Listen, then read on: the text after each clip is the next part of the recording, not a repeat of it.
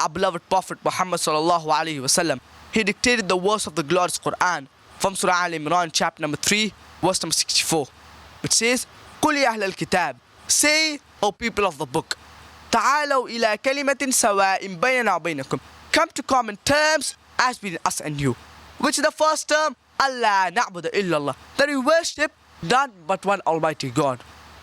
وَلَا نُشْرِكَ بِهِ شَيْئًا, that we associate no partners with Him. وَلَا يَتَّخِذَ بَعْضُنَا بَعْضًا أَرْبَابًا مِّن دُونِ اللَّهِ, that we erect not among ourselves lords and patrons other than Allah. فَإِن تَوَلَّوْا, if then they turn back, فَقُولُوا اشْهَدُوا, say ye bear witness, بِأَنَّا مُسْلِمُونَ, that we are Muslims, bowing our will to Allah subhanahu wa ta'ala. This verse was dictated by our beloved Prophet Muhammad sallallahu alaihi wasallam to the various kings of the world. Today in Arabia, there are 14 million Arabs who are Coptic Christians. Which translation will you give them? Will you give them the English translation? Will you give them the Hindi translation? Will you give them the Arabic translation? But natural, you will have to give them the original text in Arabic.